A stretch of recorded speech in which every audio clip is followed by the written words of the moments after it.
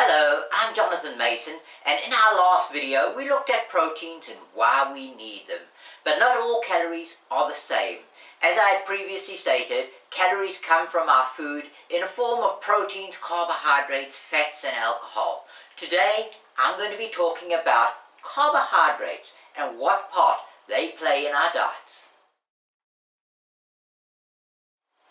Carbohydrates are the single most abundant economic source of food in the human diet. There are three classes of carbohydrates which are absorbed in different areas of the digestive tract.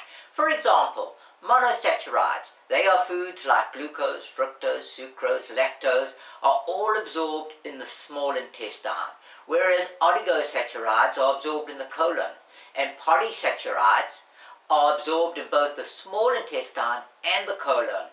When food is absorbed into the small intestine, it'll be absorbed either as glucose or fructose. And when absorbed into the colon, they're absorbed as a short-chain fatty acids. All these molecules are needed in one's diet. The capacity of the intestine to absorb and transport glucose, galactose and fructose is enormous. It can transport about 10 kilograms of food per day, and that is one lot of food. So in healthy individuals, absorption of food is not practically limited. But in today's society, it is estimated that more than 75% of human adults are lactose intolerant. In such individuals, the ingestion of more than a very small amount of lactose leads to the passage of sugar to the colon, where it is fermented to produce short-chain fatty acids and gases as an end product. So the appearance of hydrogen or bad-smelling breath after ingesting lactose is the basis of diagnosing malabsorption of this carbohydrate. Food tolerances should be identified, and these foods should be reduced and eventually removed from the diet, if at all possible. Glycemic carbohydrates are the sugars that are absorbed by the small intestine. These are very important carbohydrates that help us to fuel our body. These sugars can be found in foods like potatoes, carrots and peas, as well as all sugary foods like sweets, cakes, etc. Now, in healthy people, the blood glucose concentrations, or glycemia, is automatically controlled by the body. Now, there are some organs that need to have carbohydrates to function well, and they are things like the brain, the red blood cells, mammary glands and the testes. They all need to have glucose to function. So in the case where you don't consume enough carbohydrates that can be absorbed as glucose, the body is able to convert glycogen, which is found in the liver, and fats that are found in the adipose tissue into glucose by a process known as gluconeogenesis. So unlike proteins, the body can store carbohydrates as a fat, which can then be converted back into glucose. This makes carbohydrates the most flexible of the main energy source for our body. The body's ability to convert fats and glycogen into glucose is especially useful if you have type 2 diabetes, as type 2 diabetes is directly linked to insulin resistance, which in turn affects the rate of absorption of glucose into the cells of the body. This means that we can control type 2 diabetes by diet alone if we reduce the number of carbohydrates that we are consuming. When high levels of glucose are absorbed over a number of years, this challenges the pancreas, and it is theorized that this is the main cause for insulin resistance. Now, if you have type 2 diabetes, then please view my free reverse type 2 diabetes program. The link is in the description box below, which covers this topic in more detail. Carbohydrates that are not absorbed by the small intestine go into the colon, where they are broken down by bacteria in a process of fermentation.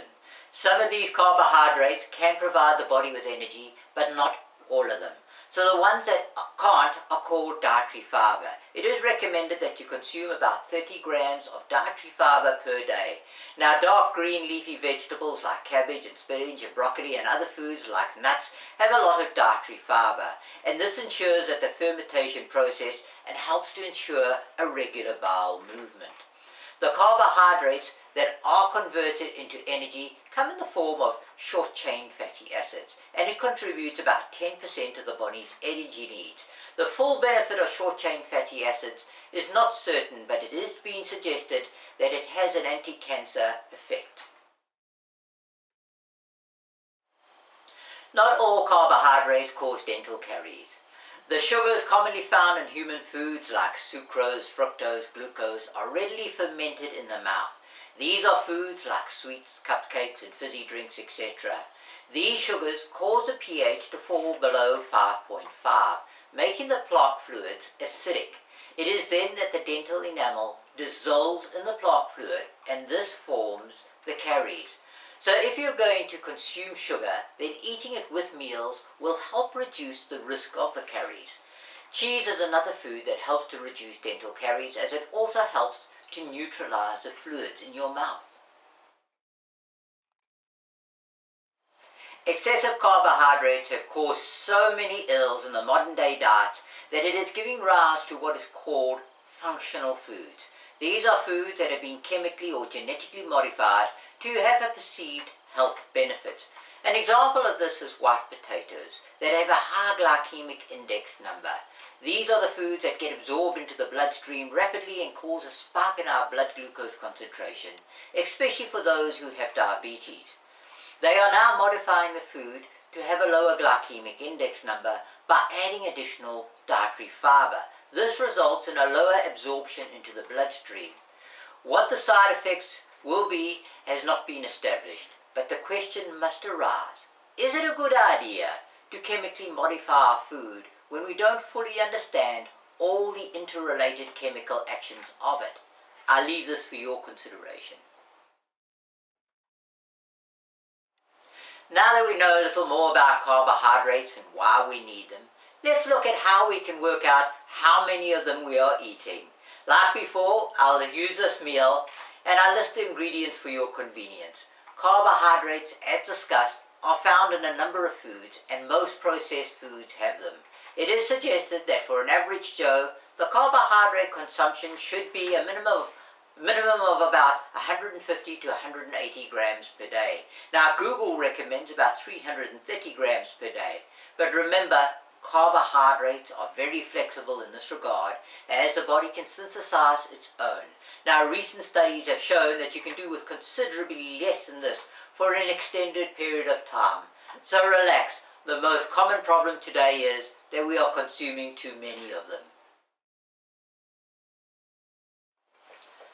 Like before, and for the rest of the series, I'll be using Google search information. I have used information like this that I get from Google. These calculations, while simplistic, can be long-winded and tiresome to do so by hand, so I've developed a free nutrient calculator that I've made up in Excel. If you want to know more about the calculator and how I'm willing to assist you in working out the nutrients that you are consuming, then please see my video on energy balance. The link is in the description box below. Now, if you have Excel and you want the calculator, then private message me and I'll send it to you for free. Google has been kind enough to give the values in 100-gram portions. So calculating the carbohydrate value is quite simple. You take the total carbohydrate value of the food item and then divide it by 100. Then multiply it by the weight that you have chosen to use in your meal. This will give you the carbohydrate value of the food that you're going to eat. Here is an example. The meal calls for 45 grams of cabbage. So to calculate the carbohydrate value, the cabbage has 6 grams of carbohydrates per 100 grams. So divide the 6 by 100 grams and you'll get 0.06 carbohydrates per gram. Now multiply the 0.06 carbohydrates per gram by the number of grams called for by the recipe. So it's 0.06 multiplied by 45. This equals 2.7 grams of carbohydrates. Now, to work out the percentage daily value of the calculation works like this. There's your 100 grams of cabbage equals 2%. Therefore, 1 gram of cabbage equals 0.02%. Then multiply by the recipe amount of 45 grams and you get 0.9%. Now, to work out the dietary fiber, we do it like this. The cabbage has 2.5 grams of dietary fiber per 100 grams. So divide the 2.5 by 100 grams and you get 0.025 dietary fiber per gram. Now multiply the 0.025 dietary fiber per gram by the number of grams called for by the recipe. So it's 0.025 multiplied by 45. This equals 1.125 grams of dietary fiber. So after working out all the values, the total carbohydrate content of the meal is lamb's liver, 1.8 grams of carbohydrate, bacon, 0.63 grams of carbohydrate, mixed veg, 5.14 grams of carbohydrate, cabbage, 2.7 grams of carbohydrates, the squash, 4.32 grams of carbohydrates, and the coconut oil had no carbohydrates. This is a total grams of carbohydrates of 14.59 grams of carbohydrates. The dietary fiber requirement was worked out in exactly the same way. Here I use Google's recommendations, so to keep things consistent, remember, if you are very active, you will require more energy. The caloric intake is assumed to be 2,000 calories per day. The percentage of daily values is unreliable when working with Google information, as the numbers are so small and rounding errors prove to be troublesome. Because carbohydrates are a very flexible food source, it is best to establish your protein and fat levels before deciding what sort of carbohydrate levels you need. As far as carbohydrate consumption, this meal did not stack up very well. With only 14.59 grams of carbohydrates, this meal was designed around a person with type 2 diabetes. So for the average Joe who is not a diabetic, the meal would have to be altered to accommodate a more balanced profile. But this will be covered in a later video. Now in my next video, I'll be looking at fats and how many grams of them we need. For more on healthy eating basics, see my video, Healthy Eating Crash Course for Type 2 Diabetics, on my website. The link is in the description box below. Now, if you've enjoyed this video or found it useful, then please subscribe, like, and share it amongst your friends. If you have Type 2 diabetes, then please go to my website and view my free Reverse Type 2 Diabetes program. All the links are in the description box below. And remember to private message me if you want my free nutrient calculator.